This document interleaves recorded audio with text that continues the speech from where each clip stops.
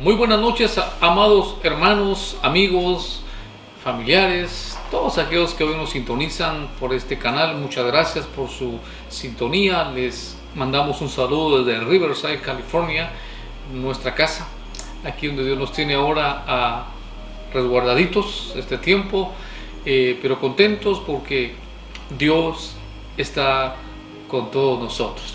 Hoy es día viernes, queremos traer la palabra del Señor para nuestra iglesia y para todos aquellos que tengan a bien sintonizarnos. Esperamos que esta palabra sea de bendición para su vida, para mi vida. Todos somos bendecidos con la palabra del Señor, amén. Quisiera empezar orando como siempre, pidiendo al Padre su bendición para que usted y yo hoy seamos edificados con su santa palabra. Oramos, cierra sus ojos por favor allí y oramos juntos, amén. Padre bendito, muchas gracias mi Señor. A ti te damos honor y gloria. Gracias, papito lindo, porque estamos llegando ya al final de otra semana, Señor, y entre tanto pasa el tiempo, también ya está pasando, Señor, esta pandemia y estamos viendo ya la luz, Señor. Al final del túnel se vea la luz y pronto volveremos otra vez, Señor, pero esta vez con un mejor avance, con una mejor disposición, Padre, para servirte, para amarte, para hacer la obra que tenemos que hacer, Padre. Gracias te doy esta noche por todos nuestros oyentes, los bendecimos, Señor, y que esta palabra quede grabada en sus corazones. En el nombre de Jesús te doy gracias, mi Señor. Amén. Amén. Amados, quisiera que fuéramos a la palabra del Señor, libro de Proverbios, capítulo 3, versículo 29. Dice la palabra del Señor, Proverbios capítulo 3, versículo 29, de la siguiente manera: no intentes mal contra tu prójimo, que habita confiado junto a ti. Y luego Lucas 22, 1 al 6 dice así: estaba cerca la fiesta de los panes sin levadura, que se llama la Pascua, y los principales sacerdotes y los escribas buscaban cómo matarle, porque temían al pueblo. Y entró Satanás en Judas, por sobrenombre Iscariote, el cual era uno del número de los 12. Y este fue y habló con los principales sacerdotes y con los jefes de la guardia de cómo se los entregaría. Ellos se alegraron y convinieron en darle dinero, y él se comprometió y buscaba una oportunidad para entregárselo a espaldas del pueblo. Dos pasajes muy interesantes, a donde en el primero se habla y dice: no intentes mal contra el prójimo que mora confiado contigo. Y luego la historia de Judas Iscariote, donde prácticamente le es desleal a Jesús y lo vende, ¿verdad? Pero interesante la palabra, dice: y entró Satanás en Judas. Hoy quisiera hablarles sobre este pensamiento, la deslealtad. La deslealtad es lo contrario a lo que conocemos como la lealtad, ¿verdad? La deslealtad es terrible y hay que ponerle ojo, porque el que es desleal, en algún momento dado, Satanás se apoderó de él o de ella. Eso pasó con Judas. Y alguien escribió de la siguiente manera: procura no ir esparciendo espinas por el camino, porque tal vez te toque que volver descalzo. Wow. Alguien más dijo: con los Judas no se pelea, ellos se ahorcan solos. Qué triste, ¿no? Y algo más, lo último sería esto: lo más triste de una deslealtad es que nunca proviene de tus enemigos. Correcto, y eso es lo que más duele, ¿verdad? Ahora, quiero compartir una anécdota de lo que realmente es lealtad, ¿verdad? Y de lo que sería también una deslealtad. Me estoy muriendo, dijo la serpiente. Hace mucho frío y no hay nada que comer. Perdí por este vendaval la cueva donde vivía, y como ves, los árboles se han derrumbado. Mis cohabitantes se han marchado y me dejaron sola. Por Dios, socórreme, y te diré la verdad de mi vida, y te morirás de alegría encontrando lo que veniste a buscar.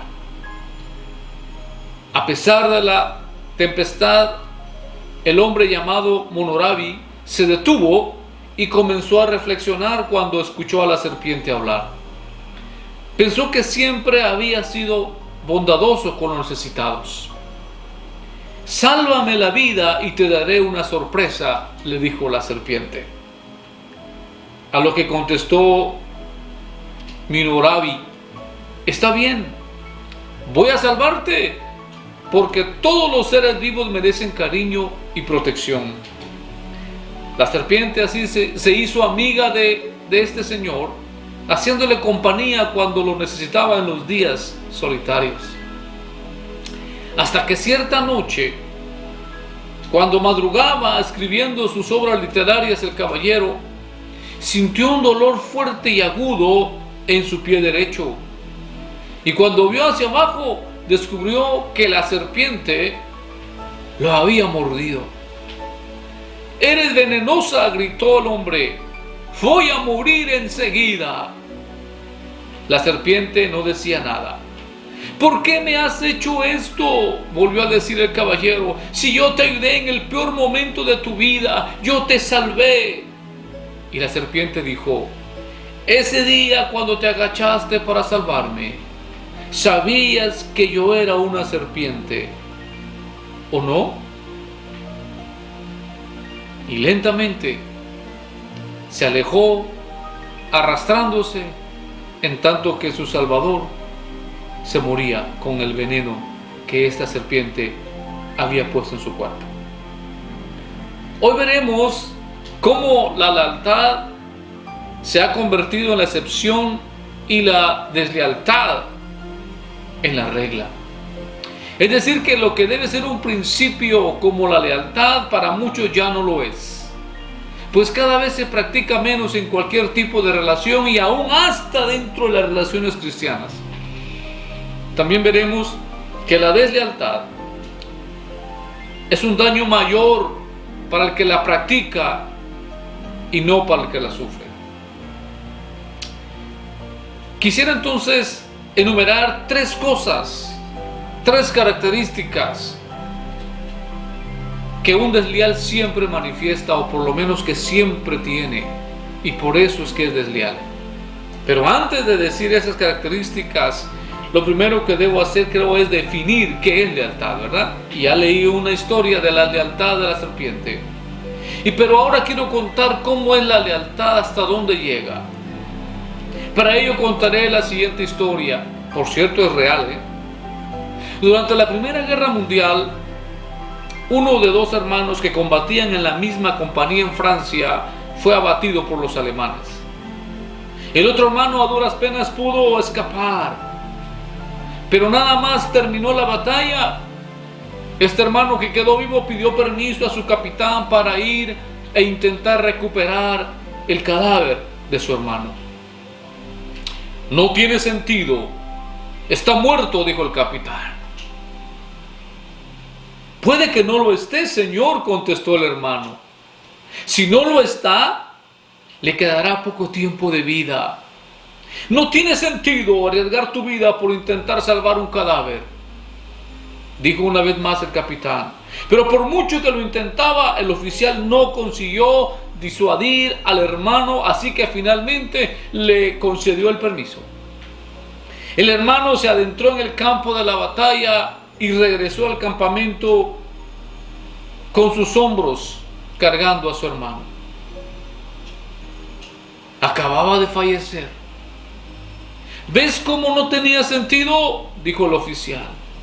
«Arriesgaste tu vida por nada». Y respondió el hermano: «No es verdad, señor. Hice lo que él esperaba de mí y tuve mi premio. Cuando me agaché y lo recogí en mis brazos, mi hermano aún estaba agonizando y me dijo: Tom, sabía que vendrías, sabía que no me dejarías morir acá, porque eres mi hermano. Gracias, Tom».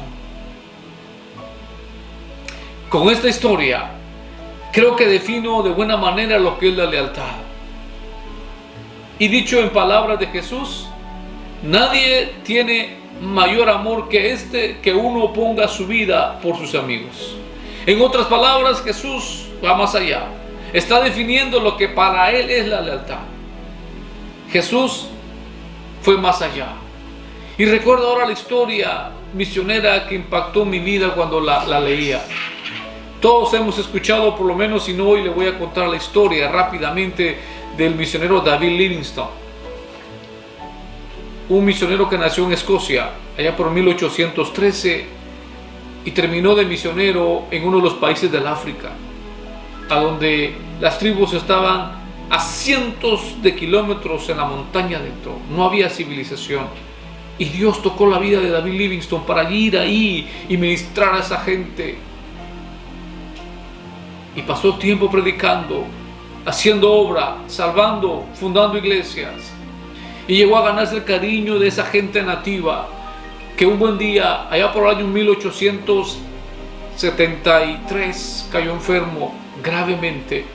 Entonces los nativos agarraron a David Livingstone, lo pusieron en una como camilla portátil, a donde era cargado por muchos hombres. Y ellos dijeron: tenemos que salvarle la vida a nuestro líder, a nuestro pastor, a nuestro padre. Y caminaron por días con él, ríos, montañas, lagos, hasta sacarlo a donde estaba la civilización, a donde había ya luz, a donde había medicina para sanar al misionero. Pero caminaron por gusto, porque no después de unos días, en ese caminar murió David Livingstone. Sí, señores. Entonces todo el mundo podría pensar: ¿y qué hicieron ellos, los nativos? Con las propiedades, con la casa, con todo lo que hicieron. Ellos podían quedarse con todo eso. Ellos podían haber enterrado a David Livingstone allí donde murió. Pero ¿sabe qué hicieron, mis amados? Prepararon el cuerpo de David Livingstone de la manera en que ellos lo hacían para que se conservara. Vinieron a la casa de David Livingstone, hicieron un inventario de todas las cosas que había. Escribieron todas las cosas que eran de él y dijeron: ahora saquemos el cuerpo de nuestro padre hasta donde tenga que llegar para que sea enterrado en su tierra. Y traían la lista de todas las cosas que era de Livingstone para que la iglesia que lo envió, su familia que quedaba en Escocia, pudieran venir por las cosas. No se sabe cuánto caminaron, solo se sabe que salieron en un mes de abril, de allá por 1873. Caminaron y caminaron hasta llegar a donde había la civilización. Salieron en abril y llegaron hasta el mes de febrero del siguiente año, con el cuerpo ya muerto. 10 meses caminaron para sacarlo de las montañas. Eso, para mí, eso es lealtad, caballeros. Y nada mejor que un hombre o una mujer que es leal a sus principios, que es leal a todo lo que emprende. Creo entonces ahora describir cuáles son esas actitudes de las personas que a veces se acercan aparentando lealtad. Y la primera actitud o cualidad que yo veo en las personas es que todos tienen ellos tienen una necesidad. Y explico qué es eso. Algunas personas no te son leales a ti, son leales a su necesidad de ti. Una vez que sus necesidades cambian, también lo hará su lealtad. Las personas lo que buscan son beneficios personales, y en tanto que sus beneficios son cubiertos, siguen a tu lado. Pero cuando superan sus necesidades o encuentran mejores beneficios en otras amistades, entonces te dejan y van en busca de esas amistades. En este cuadro lo típico es que las personas que así actúan siempre van hablando mal de la amistad anterior para causar lástima con la nueva amistad. Y así van por la vida, de amistad en amistad, de iglesia en iglesia, de trabajo en trabajo, de relación en relación, etc. Y nunca sientan cabeza, es decir, nunca se convierten en personas de confianza, de respeto. Y algo más de este cuadro es que por lo regular, las personas que muestran lealtad y que tienen una necesidad, que solo quieren suplir su necesidad, por lo regular siempre cuando se van y dejan tu amistad, siempre se van debiendo algo. Por lo regular se van debiendo plata, hermanos. Usted lo sabe. Hemos vivido eso en nuestra iglesia. La gente llega llorando por necesidad y la iglesia tiene que ayudar. Pero tenemos que aprender que esa gente que llega llorando por necesidades físicas, humanas, así se van a ir. Porque una vez que solventan su necesidad, entonces van a buscar a otras víctimas para poder seguir viviendo de la inocencia de esa gente. Así que lo primero que yo veo en las personas desleales es que anteponen su necesidad. Pero algo más, la segunda cualidad es que son personas muy ambiciosas. Y la ambición no es mala. No es mala cuando uno tiene el control de la ambición. El mejor ejemplo de esto de la ambición es Judas, uno de los 12 apóstoles de Jesús. Este siempre mostró su ambición por el dinero. Primero vemos que era el tesorero del ministerio. Segundo, el texto dice que sustraía dinero de los fondos recaudados. Y por eso en San Juan capítulo 12 versículo 6 lo llaman ladrón. Así de sencillo. Bien dice la escritura entonces que el amor al dinero es el peor de todos los males. Judas llegó a tanta ambición que lo que robaba de los fondos del ministerio ya no le eran suficientes. Un ambicioso, con tal de tener más, no mide las consecuencias de sus actos. Vender a su maestro por 30 monedas de plata. ¿Sería esa cantidad de dinero una tentación suficientemente fuerte como para empujar a un hombre a entregar a su amigo a una muerte segura? Este precio por la cabeza de Jesús es mucho menos lucrativa de lo que uno pensaría. Los estudiosos han llegado a calcular que esas 30 monedas de plata que recibió Judas hoy equivalen a 300 a 600 dólares. Esto realmente no representa una gran cantidad de dinero, y menos para traicionar a su maestro, para traicionar a un amigo, para ser desleal. Pero el ambicioso así va a actuar. Y la tercera cualidad que encuentro yo en las personas es la envidia. Alguien dijo que el envidioso no quiere lo que tú tienes, lo que quiere es que tú no lo tengas. ¿Cuántas lindas y aparentes amistades han terminado en nada debido a la envidia que hubo ahí? Un ejemplo bíblico de esto, ¿sabes? Lo vemos con los hermanos de José. La envidia operó fuertemente en ellos al punto que vendieron a su propio hermano. Este cuadro se asemeja mucho al de Jesús, solo que Jesús fue vendido por ambición, en tanto que José fue vendido por envidia. La deslealtad perjudica más al que la practica que al que la sufre. Cualquier dolor que viene de afuera pasa. Puede necesitar un poco de tiempo, pero pasa. La herida cierra y después quedan las cicatrices. Pero las heridas interiores, amados, son fatales. Y una deslealtad viene de adentro. Viene de adentro, caballeros. Destruye la vida lentamente. Ese es el caso de las personas que son desleales en cualquier tipo de relación. No solo sus finales son dolorosos, pero también sus vidas actuales reflejan total descomposición. En el caso de Judas, vemos que su vida siempre reflejó aspectos negativos, tanto que fue llamado por la misma palabra de Dios ladrón. ¿Y qué decir de su final?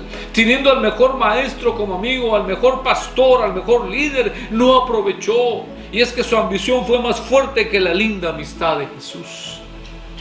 Y por unas monedas miserables, con un beso lo entregó. Y como dice una alabanza por ahí, Judas, no tiene precio tu traición. El final de Judas, él terminó ahorcándose. Porque sufre más el que es desleal que el que la sufre. Los hermanos de José, lo que temían que pasaría, pasó. Es verdad que José vivió muchos años difíciles en Egipto, pero los hermanos de José tuvieron que cargaron con esa culpa de ver a su padre decaer al punto de morir, con la falsedad que le trajeron a Jacob. También le costó a Judá tener que irse a vivir con extraños y ahí sufrir la pérdida de su familia. 2 hijos murieron, su esposa murió. Y más tarde los vemos yendo a Egipto y sin saberlo ahora eran prácticamente esclavos del gran José. La deslealtad tarde o temprano pasa su factura. Y cuando la pasa, viene hasta con intereses. Y de eso nadie se salva. Qué triste. Víctimas y victimarios de la deslealtad. Si algo nos duele y cuesta olvidar, es una deslealtad. Y todo porque dicha acción no viene de alguien lejano, sino de alguien íntimo, de alguien que sabe mucho de uno, de alguien que recibió mucho, de alguien que supo ganarse el corazón, de alguien que como Judas fue capaz de demostrar habilidades para ganarse la confianza de todos. Duele, y duele profundo cuando somos víctimas de la deslealtad. Muchos, después de pasar por este proceso, se vuelven más duros, más precavidos, hasta más desconfiados. Por lo regular, alguien que ha pasado por una deslealtad casi siempre usa mecanismos de defensa. Gran mayoría de madres solteras y aún de padres solteros están así porque prefieren esto a tener que pasar otra experiencia de deslealtad. Alguien dijo: cuando una persona le da una segunda oportunidad a alguien, es como darle una bala que en cualquier momento la va a disparar. Qué tremendo eso. ¿Cuántos padres han sido desleales a sus hijos, por Dios santo? Porque en vez de ser ejemplo para ellos, andan por la vida en vicios, en infidelidades a su esposa, violando las leyes con acciones incorrectas. En tanto que sus hijos esperaban ver en él un padre responsable, un padre sacrificado, un padre protector, un padre proveedor, terminan los hijos siendo los que tienen que salvar su casa, los que tienen que proveer para su casa. Y para ser honesto, confieso que yo viví eso con mi papá. Conocí un hombre en donde yo viví en Guatemala, ¿sabe? Era un buen albañil, pero cada fin de semana se iba a las cantinas, se iba a beber, y los hijos como de 12, 13, 14 años, 2 hijos pequeños, eran los encargados de ir a sacarlo de la cantina y cargado y llevarlo arrastrado a su casa. Eso fue por años. Pero cuando estos hijos llegaron a tener 16, 17 años, ¿sabes? Se convirtieron en una pandilla peligrosa. Ladrones, drogaditos, borrachos. ¿Sabes por qué? Porque ese fue el cuadro de un padre irresponsable que fue desleal a su responsabilidad. ¿Cómo duele pasar por una deslealtad? Pero ahora quisiera llevarles a pensar qué sucede cuando somos nosotros los que hemos sido desleales. ¿Qué sucede cuando somos desleales en una relación amorosa, en una relación laboral, académica, en una relación familiar, en una relación de amistad, en una relación con tu iglesia, en una relación con Dios? Bueno, estamos en grandes problemas, porque como ya vimos, sufre más el que es desleal. La lealtad es un principio de vida y sin ella valemos menos. Ser desleal es no tener carácter moral, es aprovecharse de la ingenuidad de personas correctas. Pero cuando se trata de Dios, imaginémonos cómo se siente su corazón. Solo debo recordar que el amor del Padre es incondicional. Él no practica la deslealtad. Si algo tiene que decirle a sus hijos, se lo va a decir de frente. Amados, si algo trae destrucción y finales tristes, es la deslealtad. Quizá algunos de los oyentes por venganza han practicado la lealtad y otros porque su círculo de amistad viven así, llegando a pensar que es normal ser desleal. Tristemente, nuestra sociedad que vive sin Dios vive también en total deslealtad los unos con los otros. Todos se engañan, todos disfrutan de la traición, pero no debe de ser así como el pueblo de Dios. No debe ser así porque nuestro Padre nos ha dado ejemplo de lealtad. Nos ha enseñado que la vida es mejor cuando se vive en compañía de otras personas. Mirad cuán bueno y cuán delicioso es habitar los hermanos juntos en armonía. Pero nadie que esté pensando en ser desleal o que su vida es de esa manera no se va a sentir bien. Ellos o ellas terminan yéndose y se van hablando mal, hacen quedar mal a sus hermanos para quedar bien con sus nuevos hermanos. Después de conocer qué es la lealtad y sus efectos, es importante que aprendamos a vivir siendo leales a nuestra familia, a nuestras amistades, a nuestros hermanos en Cristo, a nuestra iglesia, a mis principios, a mi fe, pero sobre todo y ante todo a nuestro Dios. Hay un salmo que quiero leer y con eso termino. El Salmo 109, versículo 14, tiene una porción tremenda y dice así, versículo 4: yo los amo, pero ellos tratan de destruirme con acusaciones, incluso mientras oro por ellos. Me devuelven mal por bien y odio a cambio de mi amor. Dicen, consigan a un malvado para que se ponga en su contra, envíen a un acusador para que los lleve a juicio. Cuando llegue el momento de juzgar su caso, que los declaren culpables. Tomen como pecado sus oraciones, que sean pocos sus sueños, que otro tome su lugar, que sus hijos queden huérfanos de padre y su esposa quede viuda, que sus hijos vaguen como mendigos y que los echen desde sus hogares destruidos, que los acreedores se apoderen de toda su propiedad y que los extraños se lleven todo lo que ha ganado, que nadie sea amable con el que es desleal, que ninguno tenga piedad de sus hijos sin padre, que toda su descendencia muera, que el hombre de su familia o el nombre de su familia quede borrado en la primera generación. ¡Wow! En estos versos encontramos el pago no solo de los desleales, sino también hasta de su propia familia. Así que cuidemos, ya no seamos desleales, no traicionemos la confianza, el amor, el respeto y la inocencia de quienes con tanto esmero y cuidado nos han bendecido. Amados que me han escuchado, seamos leales a nuestros principios. Si prometiste tu palabra, si te comprometiste algo, sé leal. Aunque tengas que perder, sé leal, porque al final vas a ganar. Una persona leal dice mucho de sí misma. Una persona desleal, aunque aparentemente salga ganando, también dice mucho de sí misma. Seamos leales, vivamos bien para Dios. Quiero orar por ustedes. Padre, gracias esta noche. Te amamos, te bendecimos y gracias por tu palabra, Señor. Edifícanos con tu palabra. Que cada quien tome la parte que le corresponde y hoy, Padre, somos edificados con tu bendita palabra. Bendigo a Palabra y Poder, a Canaán y a todos los que nos han escuchado en el nombre de Jesús. Amén.